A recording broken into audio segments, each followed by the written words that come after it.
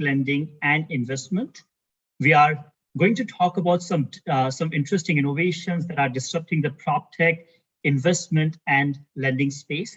This is Pankaj Gupta from EthAum Venture Partners. We are a deep tech accelerator and fund based out of Singapore. We have approximately 90 startups in a portfolio. All of these are AI, ML, blockchain, IoT, robotics, AR, VR kind of startups from different parts of the world, stages, and sectors. Some of the sectors where we have startups are in real estate, supply chain, CPG, retail, Industry 4.0, BFSI, and so on and so forth. Today's panel is extremely exciting. Typically, we have thought in the past that PropTech is very slow moving, less innovation friendly. But now PropTech ecosystem is surprising all of us with the kind of innovation, kind of technological impact that they are making with AI, ML, or data science, or blockchain, or AR, VR, and so on and so forth. And that's the reason that we are having this exciting panel with our portfolio startup called PropTech, Propcap Technologies. Propcap is one of the portfolio startups that we onboarded recently in January 2023. They are based out of Hong Kong, and they have been working with many PropTech lenders and borrowers from Australia, UK, Japan, and Hong Kong.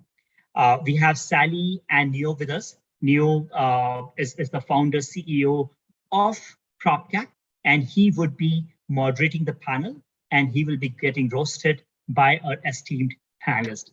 Today's panel is extremely diverse. We have people dialing in from Nigeria, from Germany, from Dubai, and Israel. And before moving into the panel discussion, I would request Neo to do a very brief introduction, probably 1 minute introduction of PropCap. And then I would request our panelists to do a brief introduction of themselves. Neo, would you like to please start? Okay, thank you, Pankaj. So good morning and good afternoon, everyone. I'm Neo, CEO and founders of PropCap Technologies. We are based in Hong Kong, but I'm physically in Tokyo now doing some marketing. And today I come with my colleague Sally. She's based in Singapore, and she focuses on the Southeast Asia market. I was a stock trader for 14 years with Morgan Stanley, and afterwards I started my entrepreneur's journey by running a international properties brokerages. In that few years of journeys, I find all these international property investors, they're all facing almost the same problems. Difficult to get a loan in on their overseas properties mortgages.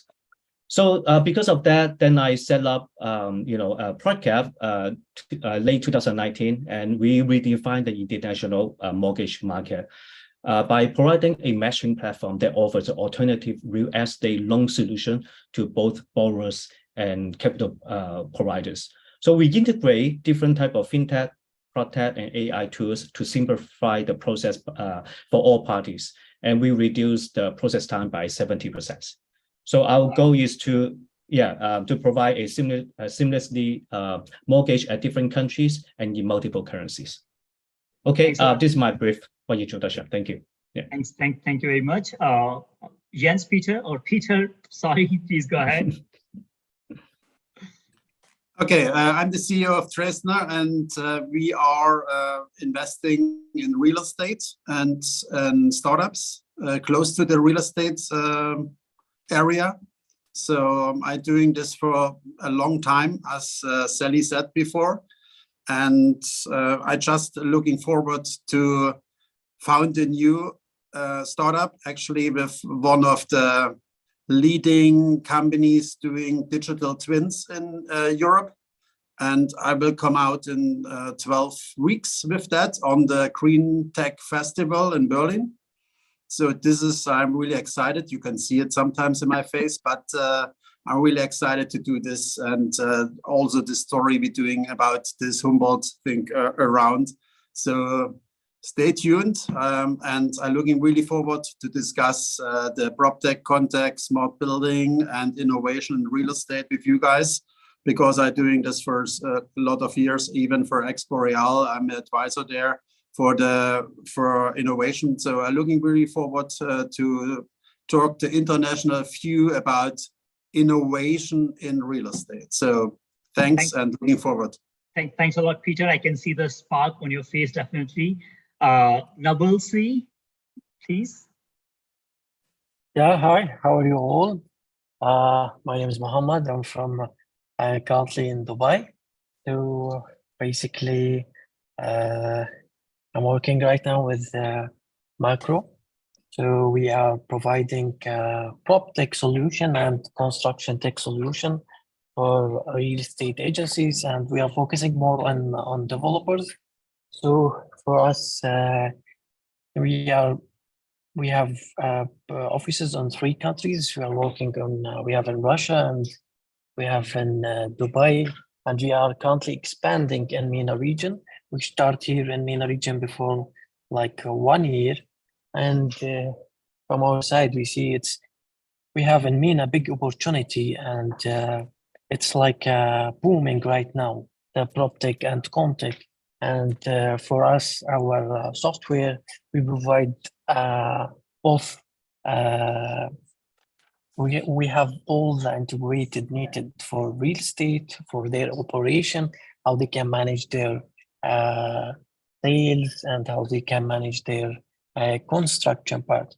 So our software provide for our clients all the operation and all the integration needed from the early design stage on construction until the key handover on the sales.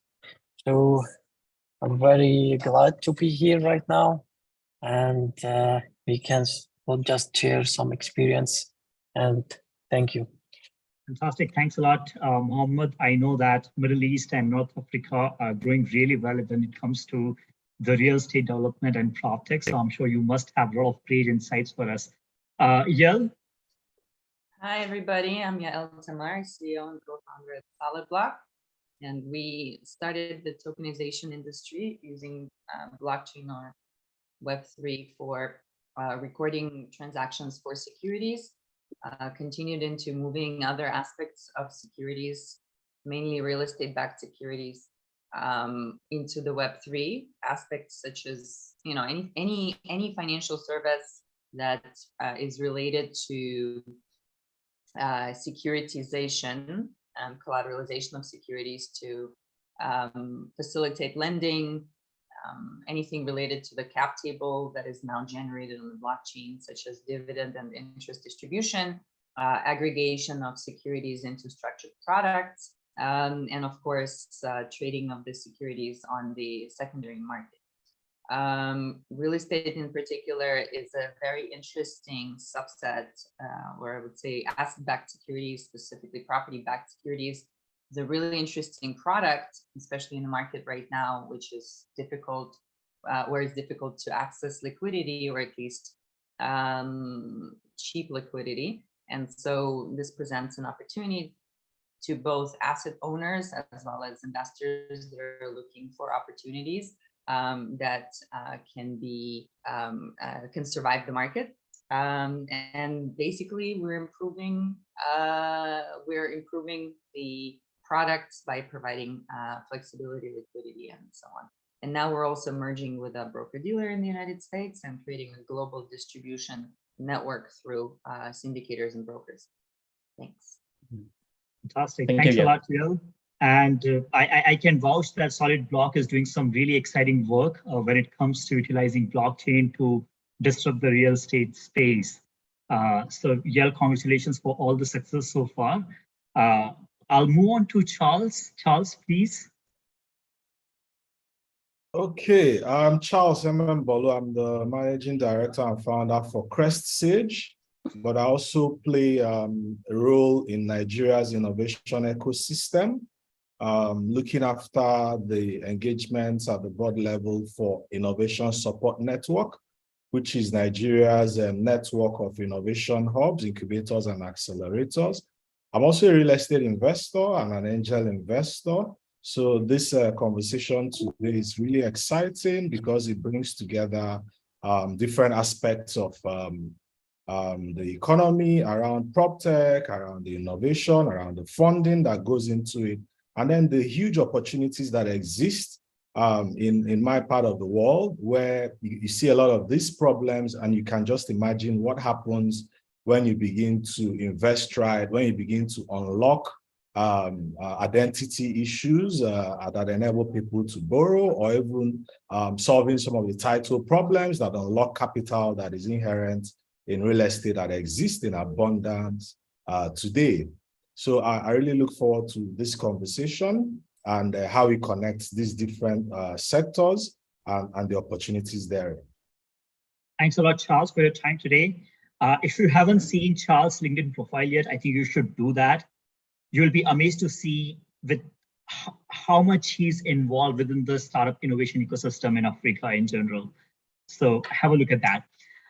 Now, I would request Neo to start with the hot, sizzling, amazing question that he got for our panelist. Neo, please go ahead. Okay, thank you very much. Really appreciate all the panelists, joining the call this morning, and I think it's very early in in your time zone. Yeah, and it's great to know that everyone come from different backgrounds. So yeah, so maybe I go with the first questions that prepared by Pinkash yesterday. So the first one is, what are the most painful challenges that real estate lending on investment leaders are concerned about? Yeah, I think here everyone have experience on investing or real estate or even lending. Is there anything you have the most concern on? Maybe we start with Peter go first. I think Peter has some really good, nice story to tell. Well, actually, it's going to be difficult in Germany with this project developer don't get that money anymore, because we have several problems we are having in the moment. Usually the government wants to build 500,000 apartments this year, but it looks like it's going to be 100,000 next year, because the developer are all stopping because of the interest rates, because of the workers are not able to get. And the other thing is the material is also they don't get anything they need in the moment. So it looks like the founding is not the biggest problem. It is a problem, yes, for sure. The interest rating is going up, but most of the problems are just made from the government. We're going to be very, like the Germans always doing something crazy, like with our energy and things like this. So we are the first ones want to save the world, and ESG is a big challenge, and we have to do it for sure. But how the government is doing that with us is sometimes a bit worry, because they are saying no more oil and gas heaters the next years. So I just come back from Dubai and from London.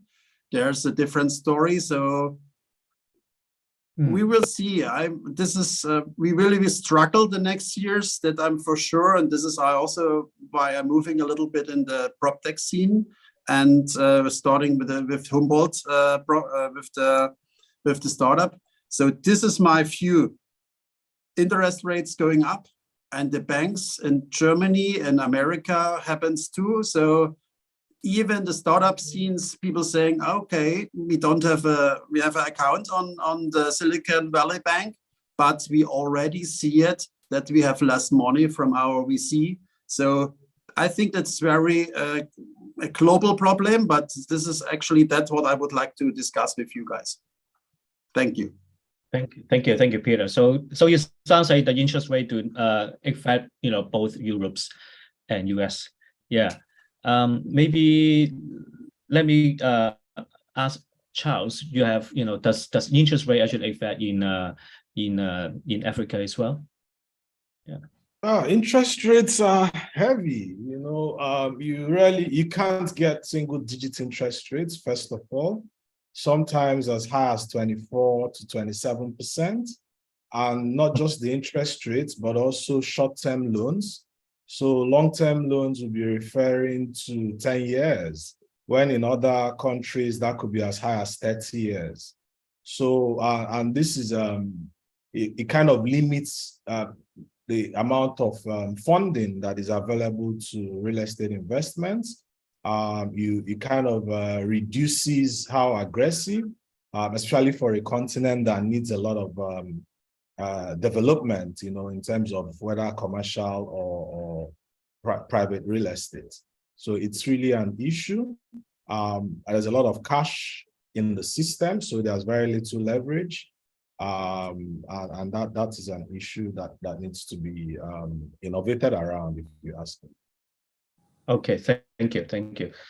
So Yael, do you have any comments on what are the painful challenges for real estate lending and investment?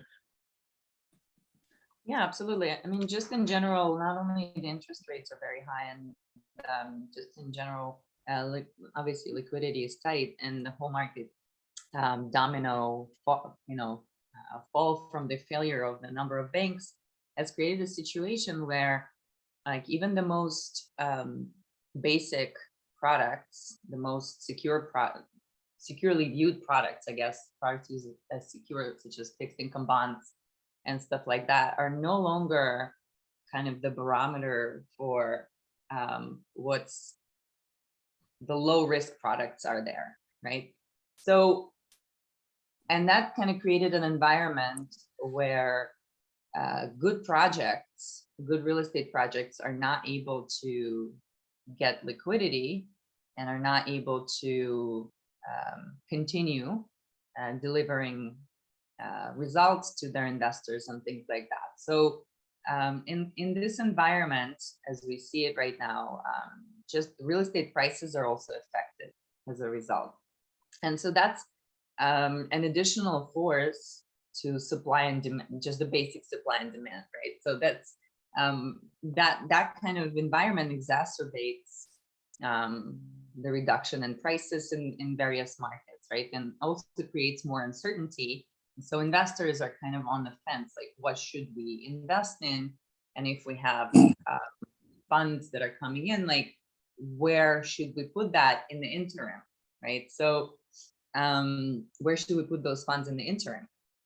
If we put them in real estate, as in liquid real estate, it creates even more risk, because these development projects, especially when we talk about development, are not able to get additional capital to keep their development. So I see that investors are kind of viewing illiquid real estate as no longer secure, right? So that's where tokenization, and not only tokenization, but also just basically more transparent blockchain-driven securitization, right? Structures are more conducive to investors, or at least there will be, I believe, in the near future. We see this already happening with banks and institutions, which every single one of them now, like the large investment banks in the US at least, have started doing tokenization.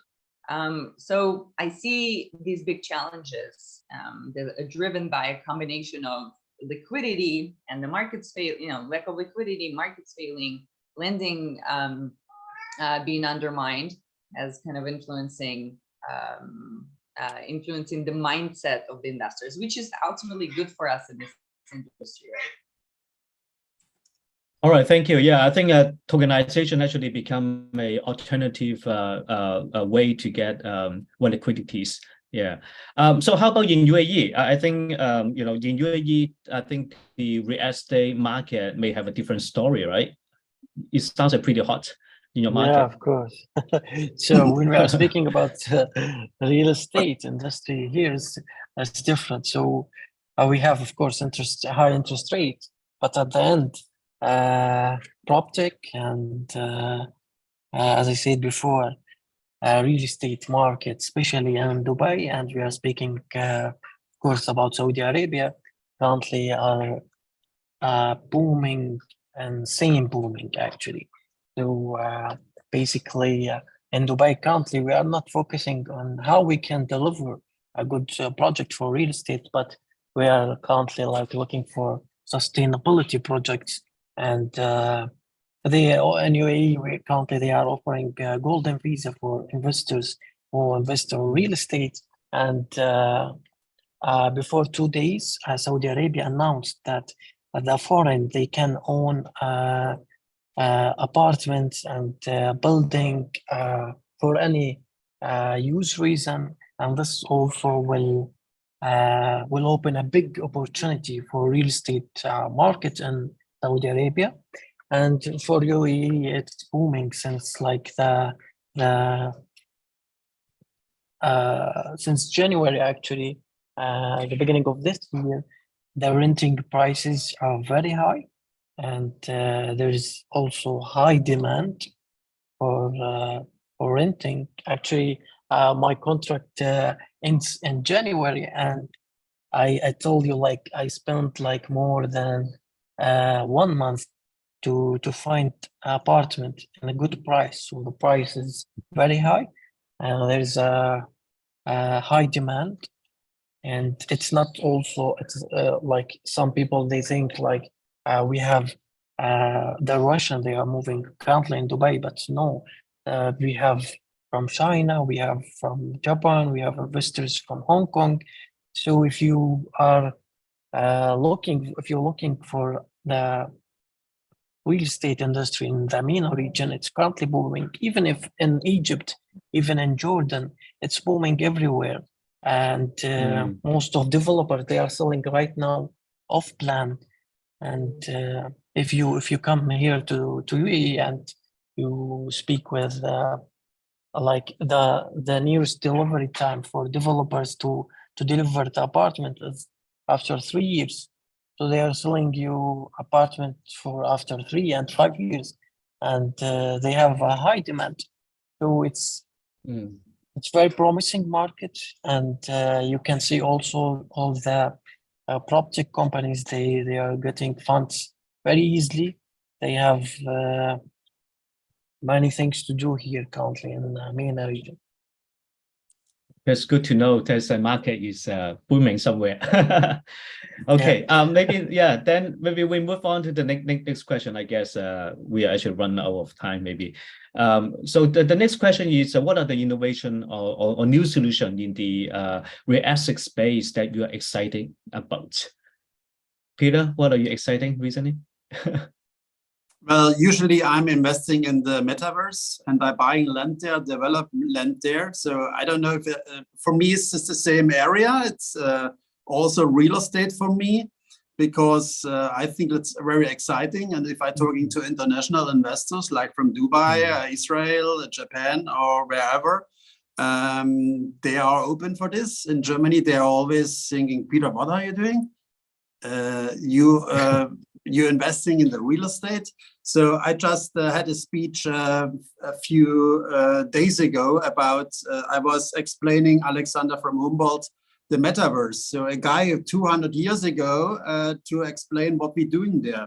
So we buying land there, develop land there, and somebody's having a shop in this area and selling something. So I think it's a huge area. It's coming up, and I think it's already there for most of the planet. In Europe, I don't know, they're still sleeping, I think.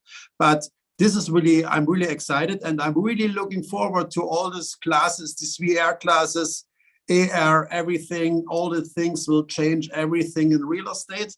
It's coming soon, especially with the hardware, and I'm really looking forward if Apple comes out with that, and all the other ones will come this year. So the Apple will change everything on the end, I think. So I'm really excited about this, and for sure my startup is doing also in this area something. So I'm really excited. Digital, I think PropTech is coming better back than ever.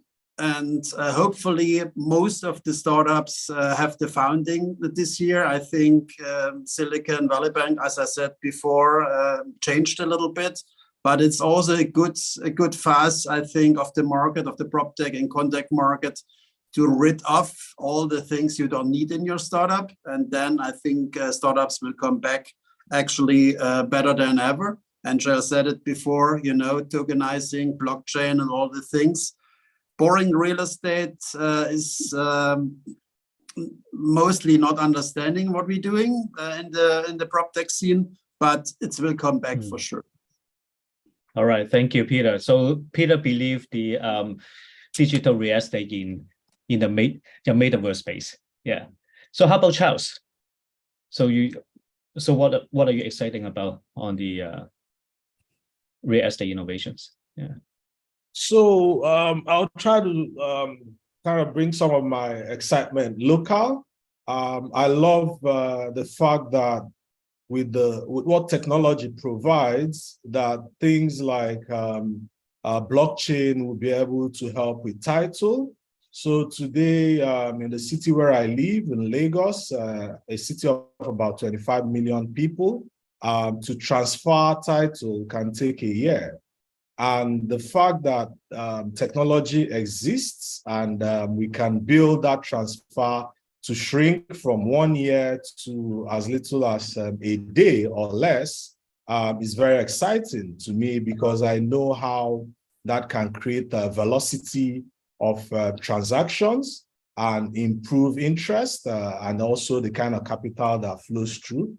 One other excitement I have with the tokenization of real estate ownership is the fact that borderless transactions become possible. Just like all of us can own a little bit of something because we are transacting online. It means that if you tokenize that, you can transfer those tokens and you don't have to own these things whole piece, right? You can have a fraction of a property, and it means that it becomes easier for people to pull resources together from across anywhere, all right? And I also think that the area that is also very important around here is the area of identity, okay? It's very difficult to loan without knowing who you're giving credit to. So in terms of real estate investments and ownership, when you have to need money to buy, which is one thing that keeps transactions moving and keep growth in the sector, you need to know who, you need to have the actual identity for different people. And being able to have that for a continent like Africa, increasing the number of people that have that enables them to have access to the technologies that are available for those investments. Then I must also mention the area of digitalization of government systems, because today they are very paper-based, and the ability to kind of take all of that and digitalize it for planning, for big data, for a whole host of other things that digitalization brings to the table, including even forecasting where to invest, what to invest in, is also very important. And then post-COVID, we had a lot of people beginning to work from remote locations. So it's also going to be interesting to see how that begins to affect real estate investments, mixed-use development, and then, of course, the green economy for power, because power still remains an issue around here. So you're beginning to also see people begin to look for alternative uses of power, power technologies, to ensure that they remain accessible online. So I'll leave it at that for now. Thank you. Thank you, Charles. So you're exciting on the blockchains, on the title, or the ownerships, and also the fraction and tokenization, I guess. I always think in order to using blockchains on the titles deed, your registrations, you always have to get an initiative by the governments. If government don't change, I think you will limit it what the private sector can do. Yeah, so I give it to Yael. She's the expert on the the tokenization space. Would like to see what is your comment on what Charles just mentioned. Yeah, so I think that real estate technologies right now have a lot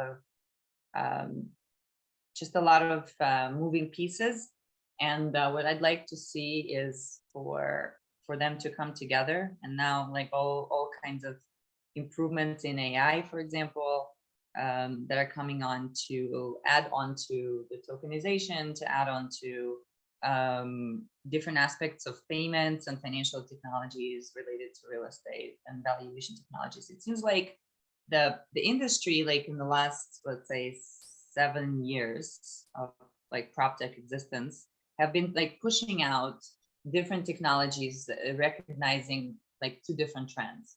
One trend is that, it seems like real estate developers and entrepreneurs finally recognize the need to have more technology. And so like kind of this old school industry has undergone a big transformation. And on the second trend was obviously all of these technologies coming into the market took this industry that just started developing as a blue ocean of opportunity. And so we see a lot of developments at like the very beginning in the PropTech space, and they're kind of still disintegrated, and not like what you see, for example, in banking, where you already have a bunch of integrated solutions that you can take all it as one in like a single platform that will have A to Z technology, embedded finance and things like that. You don't have that in PropTech yet, or in real estate. So that's what I think that's what's really exciting for me, like this opportunity, is that you see that there is value in tokenization, you see that there's value in AI, there's value in building technologies, there's value in valuation technologies and things like that. And so now I think for me, the most exciting opportunity is to see how all of them will come together to create a very, very strong industry within real estate and property that will resemble, almost any other industry, like manufacturing or even finance and stuff like that, just using a different type of product. There's no reason why, real estate should be behind any other industry in high tech. Yeah, I agree. I think your real estate or land investment is one of the oldest industry. So I think there's a lot of root behind and story behind. So how is the story in UAE, in Dubai? Do you guys using a blockchain on your, on the title deed? Yes, of course. So AI and blockchain, also PropTech technology and construction technology. Also, there are trends currently in UAE and Middle East in general. So there's a high demand for these products, and also you can see that the market also needs to digitalize the process. Also, as Charlie said, we need also to digitalize the government also operation when it comes to real estate. So currently in MENA, especially in UAE and Saudi Arabia, also they are working to digitalize the process. So you can even book an apartment online and buy apartment online, and you can have the e-signature. You can just put a code, and you just can transfer the ownership of the apartment. So these features and these APIs integration that governments are offering for the developers or even for PropTech companies and construction tech companies, it's important. So you have the government with you, and they are supporting you with the tools that can enable your current like integrations with them, and it's a good opportunity actually for PropTech and Contech and MENA region. Thank you. Yeah, I think there are many different type of integrations in the whole real estate areas. Yeah. Okay. Thank you. Then we may go to the next questions. How do you see this real estate space evolving in the next 5 to 10 years? Peter, what is your image for the next 5 to 10 years? Well, I just been to Dubai and have seen how quick these guys are over there. So if you ask me, I would like to say two different things: Germany or the rest of the world, or let's say Europe and the rest of the world. I think all this technology is now in Africa, in Dubai, and in Asia, maybe in the States too, but in old Germany or old Europe, it's a little bit difficult because, you know, I'm now, like Jel said, 7 years in the PropTech scene, and I have seen a lot of great startups, but they are sometimes in Germany or in Europe not getting in the industry, and they're not getting in the industry because it's too complicated for the industry, because you have to pitch, I think, only not 3 minutes in the real estate industry. You have to do it in 3 sentences. And if they don't understand it in 3 sentences, it's hard, even harder for the startup to get in the industry. But the other thing is the government. The government is just too slow, especially in Germany, and now maybe change some things. But the last 20 years was so slow that you really can sign an apartment by contract or by blockchain in Germany. That sounds a little bit like science fiction in Germany, you know. Actually, the process is already there since at least 5 years, and like Jail is doing this. You have seen it in Portugal. You can buy even an apartment by blockchain, and in Finland or in Estonia, a different story. But in Germany, I think we starting to be quicker in all this, because we know a lot of things, car making and things like this, but none of the new technologies are coming from Germany, you know, except maybe SAP, but all the rest is coming from America, Africa, or Asia. So this is a little bit worrying, but maybe we're waking up one day. We are really good if this is getting really worse in these situations. The German engineers are starting to making new things, as we have this now with the gas crisis. I mean, maybe you heard about this. So we coming always hard back. So maybe in 5 or 10 years, you said, we are the best ever. You know, you can buy everything by blockchain in Germany. You never know. Thank you. Yeah. Well, it actually surprised me coming from, you know, a expert in Germany, because in Asia we always have a very good impressions of, you know, Germany is a, you know, innovator in Europe. All Europe, okay, right? Thank you. Okay. Yeah. How about Charles? So what is your thought? Yeah. What's the question? Oh, the question is, you know, so what do you see the you know, the PropTech fintech space, PropTech real estate space in the next 5 to 10 years? You know, I think you already mentioned, yeah, in the last question, you be similar to that, I guess. Yeah, so that's very exciting, because what I see happening in the next 5 to 10 years, preferably within the next 5 years, because I'm already seeing signs of it, is an increase in possible shared economy in the real estate space. And this basically leverages technology.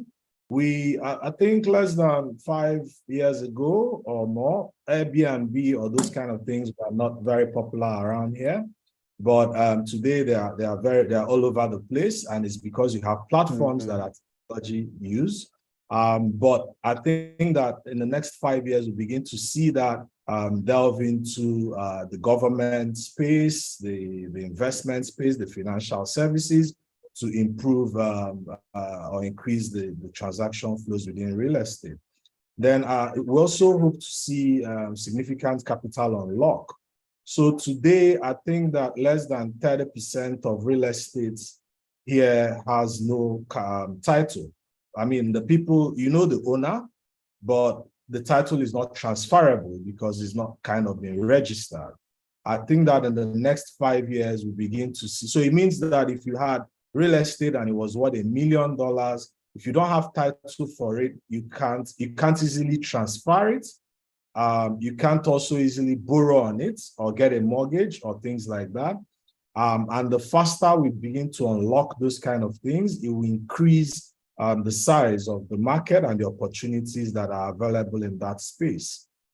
Then the other thing that is also very important beyond the identity I mentioned earlier is credit, being able to rate people and their credit capability, because that is something that today doesn't really exist. I know that prior to now, I did some work in the insurance space where you could pay for insurance per use.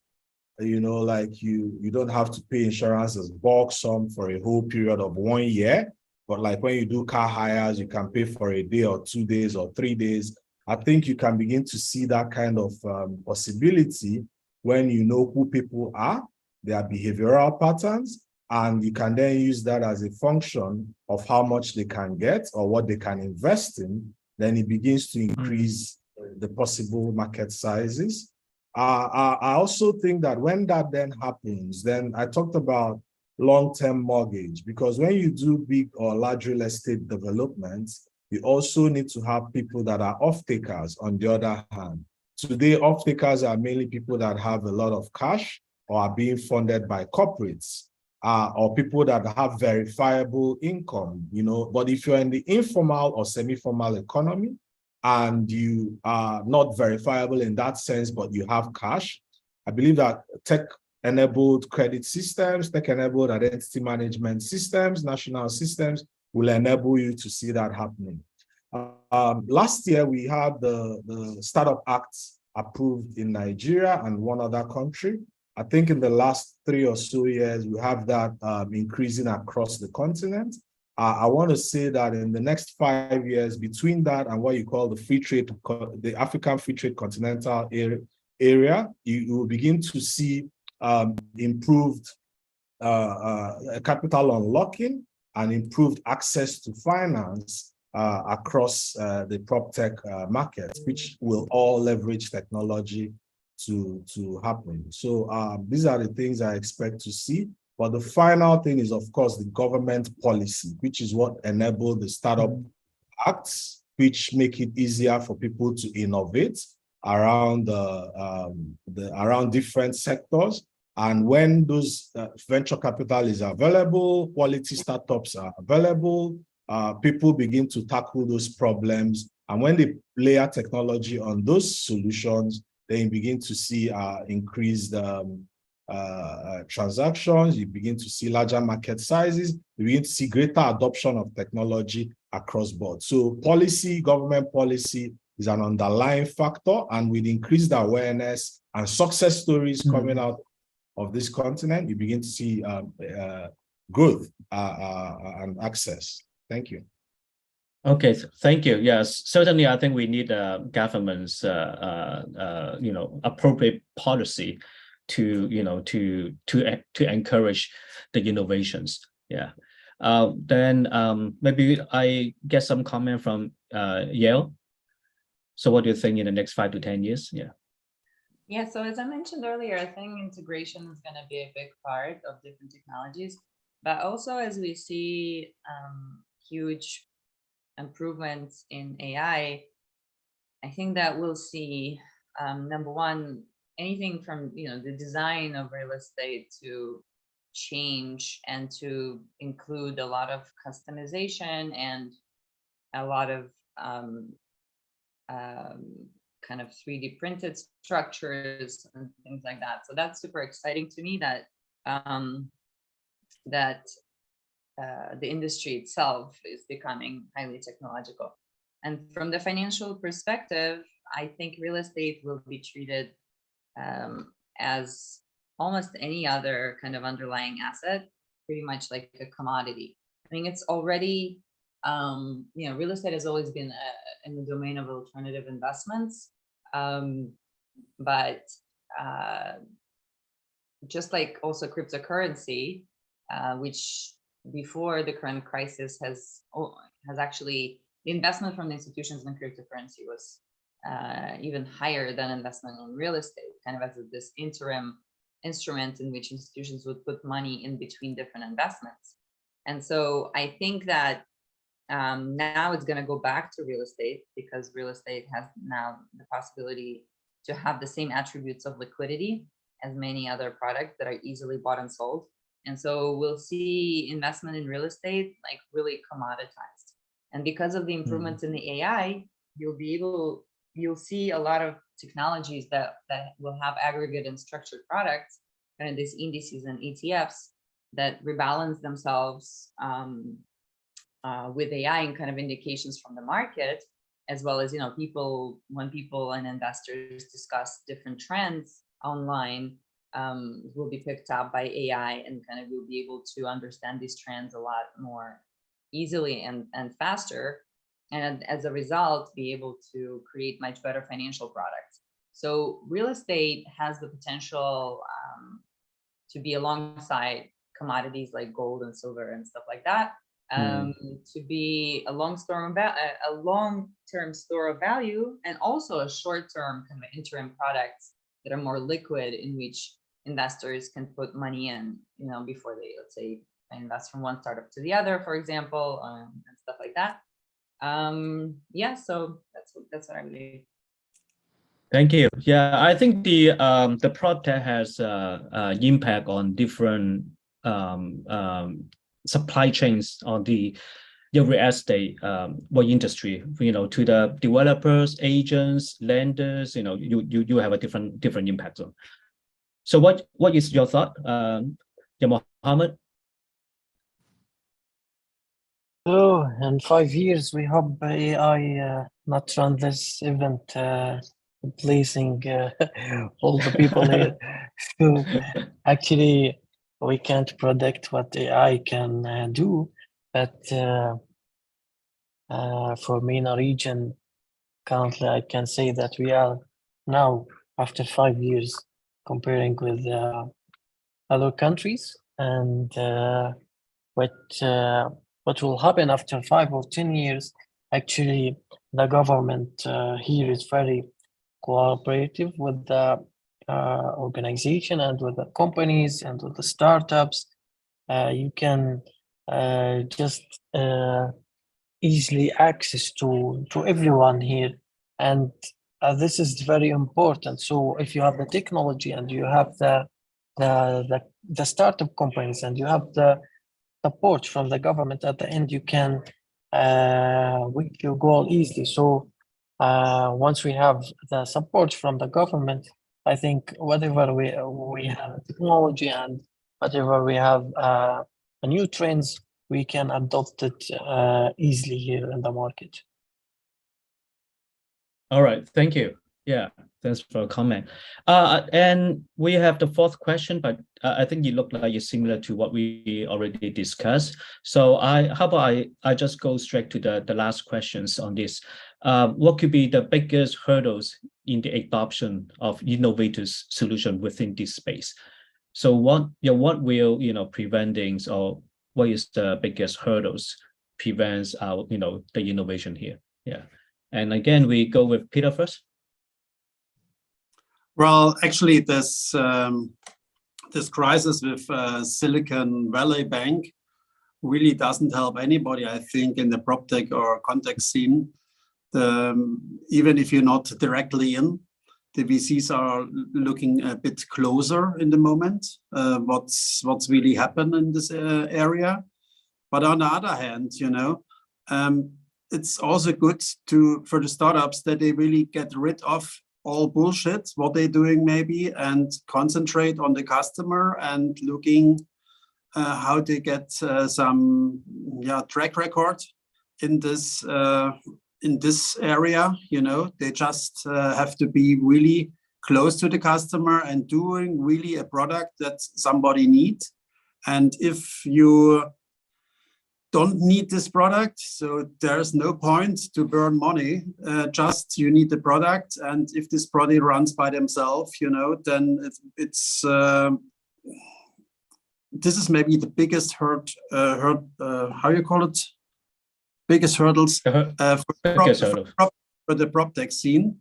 And on the other hand, the real estate industry will struggle with its interest rates, and they have to now really to look close what the actually business they're doing, the investors, and they're waiting, and for sure they're waiting also to invest in PropTech products.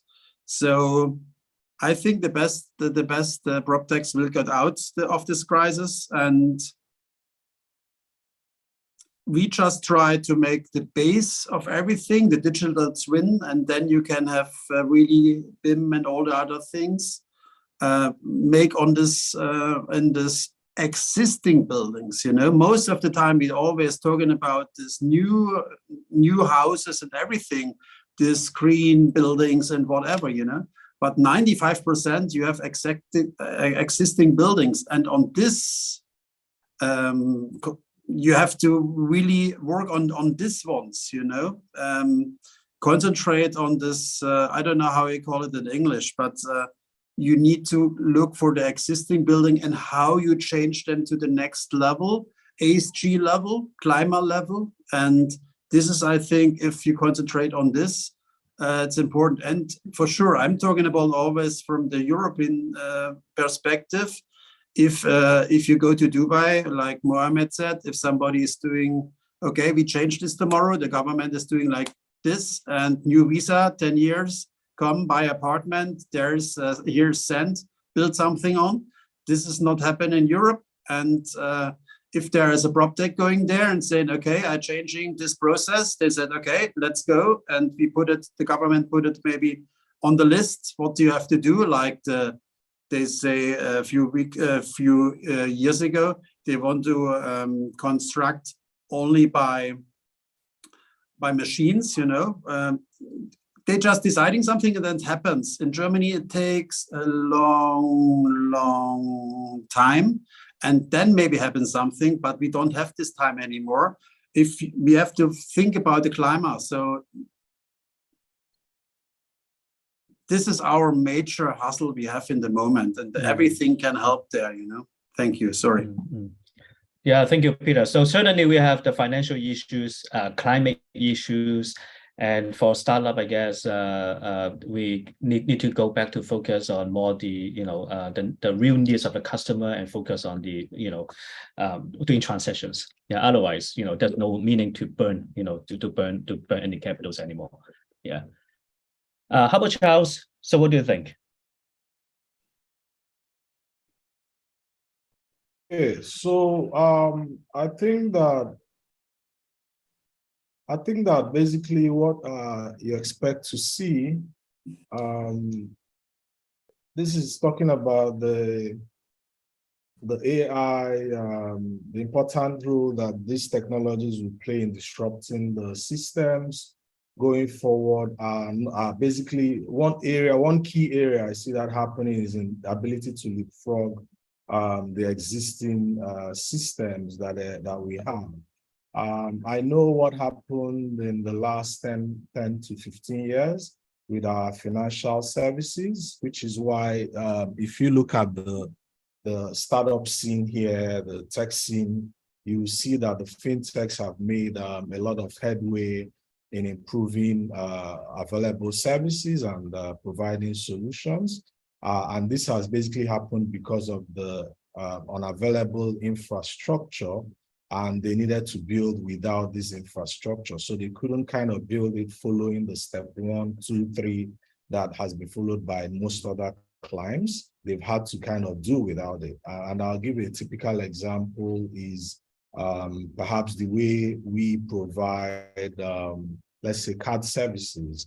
In most other places, you will mail these card systems, and you will then have to get your PIN in some kind of way to an address. What we've done here is mostly mobile first, and then using a lot of SMS type systems as basic, and then being able to move on there to having more globally accepted or integrated systems.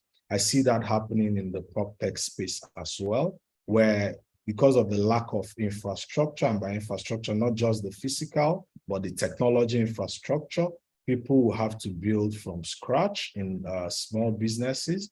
And for that, I expect the talent play to come into, to become very critical, because people then need to understand the problem that they are trying to solve and have the right knowledge. And then I think I've touched already on the blockchain. But as we also begin to digitalize, we'll have enough data to be able to enable the artificial intelligence models that will enable systems to be able to provide those services in a more efficient way. Thank you. Thank you. Yeah, I agree. Talent is also a very important factors here. Yeah. Yeah. What is your thought? Yeah, so I mean, I agree with everything that my co-panelists said, and I just want to add maybe that we should all probably, I mean, it's good that we're talking now, and frankly, I haven't met some of the people here on the panel before, and I think we should probably continue this and, you know, maybe try to find a way to integrate our solutions and markets and work together and kind of create a more global PropTech environment. But then I just want to thank everybody for, you know, giving their thoughts and teaching me a few new things today. Yeah, thank you. Yeah, thank you. Yeah. Mohammed? Yeah, so for me, I think as Peter said, the most important thing for startup here in MENA to provide a good product for their customers and how they can not, as you can see, they have the opportunity here in MENA region, but some companies, they are just doing the same product, doing the same platforms. So it's very important to do something unique and something really customer needs. And this is how you can have the funds where you are in or if you have even the high interest rate, even if after the Silicon Valley problem at the end, if you have a good product, you will easily find the funds for it. Thank you, Mohammed. Yeah, so I think it's a really, you know, great discussion here, getting comments and idea from, you know, from a panelist who actually coming from different countries, different backgrounds. And, you know, after this, I find myself, you know, I just know two leaders. Yeah, when I talk to you, and each of you have given a really tremendous, you know, ideas. Okay. You know, completely agree with you, Neo, on that. I think this discussion has been extremely insightful, extremely free-flowing, and I loved how interactive it has been so far. I mean, obviously, we talked about different kind of challenges that real estate leaders are facing today, how the innovation is happening, what kind of technologies are creating the disruption, and what are the hurdles in the adoption. And I think it's always important to talk about the hurdles in adoption as well, because otherwise we don't know why new technologies are not getting implemented, whether it is the you know, innovation friendliness, or is it the budget issue, or is it the talent issue, or is it some other kind of hurdle that we have. But yeah, I know that we could probably continue with this discussion for the next couple of hours, but we'll have to move on to the next exciting segment of this event, which is called Roast Session. And why it is roast session? Because you literally, I mean, not literally, but you really roast and grill founders on the technology, on the solution, on the competitive landscape that they have. So Neo will present Propcap for 5 minutes, and then he will get brutal feedback and questions from the panelists. And panelists, please don't hesitate. You could ask any difficult question to Neo without thinking too much. Neo, please take the screen, share your screen, and take us forward. All right. Thank you. Let me share my screen. I see Baby also want to provide the insights. The baby is really exciting on my presentations, I guess. Okay, let me start. Okay, if you have a study or what about, you may have experienced the challenge of maintaining your identity and financial status outside of your home country. Just by holding a valid passport, you may have struggled to rent a flat, buying a car on installments, or secure a loan for overseas property investment. So these difficulties may discourage you to make the overseas property investments. Non-residents looking to secure loans for overseas property investment often are major challenges, a limited number of lenders. This is due in part to local financial institutions struggling to access foreigners KYC, AML, credit checks, and even overseas property valuations and regulations. As a result, many non-residents find it challenging to obtain the finance or getting a overseas mortgages. So Propcap is key to solve the problem. We are a platform providing overseas property loan solution to lenders and borrowers, allowing any individual or institution can become a mortgage lender without a sophisticated infrastructure setup. On the other side, Propcap provides alternative mortgage loan solutions to borrowers. Every transaction is matched with one investor and one borrower, and backed by a first mortgage legal charges collaterals. So you may be wondering that how large is the market size? A Sydney-based lender has originated £1.3 billion worth of loans to Hong Kong and China investors on UK properties in the last 5 years. Another lender in Japan has approved over $400 million worth of Japanese property loan in 2019. Propcap indicates various fintech technologies and proprietary AI credit risk projection algorithm into our in-house build platform. And we reduce the long turnover, the process time by 70%. Here's a screenshot of our platforms, which is mainly used to handling data entries and try to reduce the process time. This is an example of the evaluations. And we're also using a smart contract, try to create a secondary market for our mortgage lending products.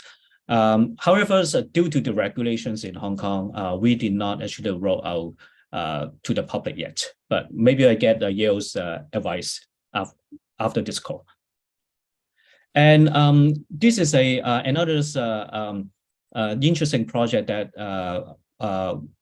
we were trying to work with a credit agency in Hong Kong. Some of the lenders, they have issues to assess the credit risk of a new borrowers. So we try to use a psychometric test to try to assess a new borrowers who don't have any credit histories, to assess their repayment behaviors.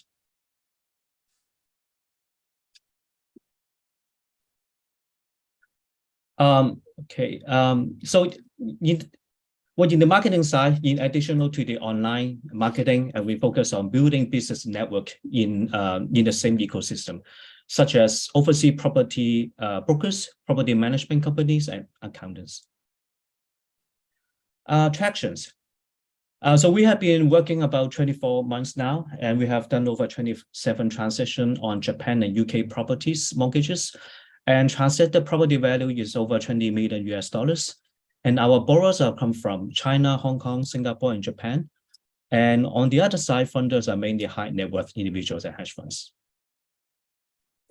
The funding teams, I'm a CEO of Propcap, and before this this startup, I was a CEO running an overseas property division of a listed company in Hong Kong. And before that, I was a stock trader with Morgan Stanley. And my colleague Sally, and she's come from one of the giants Hong Kong developers. Okay, this is my quick pitchings, and hope you enjoyed it. And I welcome to any questions. Thank you.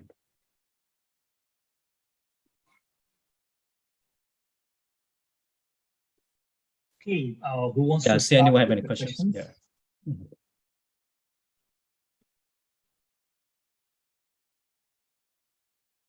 So maybe I elaborate a bit more. Maybe I give the reason why I started business. So while I was running the brokerage business, I have sold a lot of properties to the investor.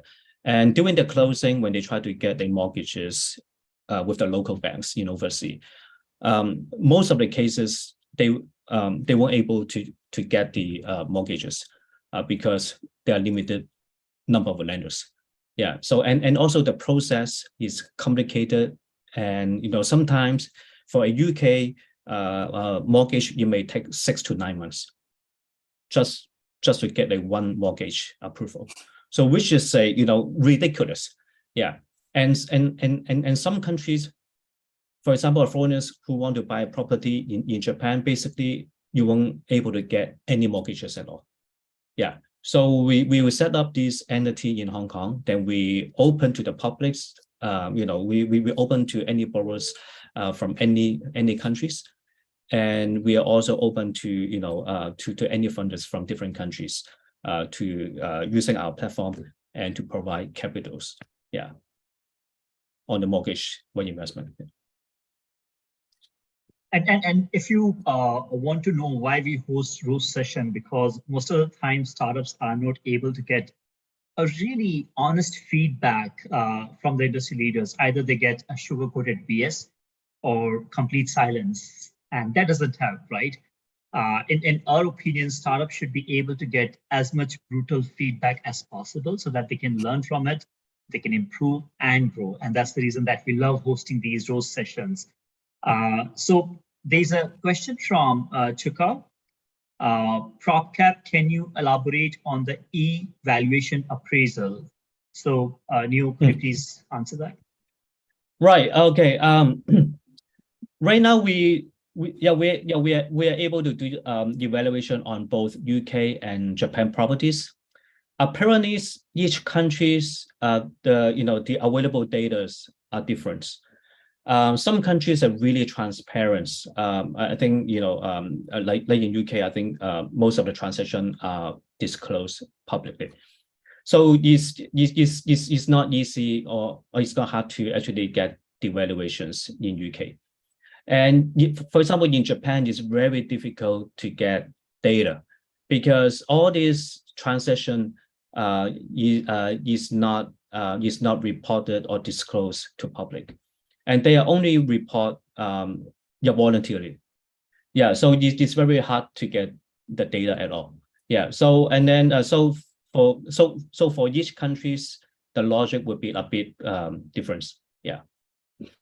So I think in general it is also based on based on the past transactions, and also part of it would be based on the projections, and also you would include some others macro factors as well. Yeah. Okay. Other questions? Peter, I saw your comment, and we'll probably do that in the last 10 minutes of the event. So let's continue with other questions.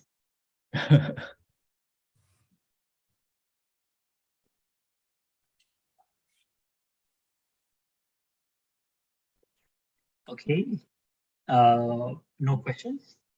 Okay, so let me do what Peter is recommending in the chat, and that's a surprise for the people who are watching the live stream. What is going to happen after this stream is offline? So, okay, for that you have to come on Zoom, and we'll reconnect with the audience who is watching live stream later. So I'm stopping the live stream now,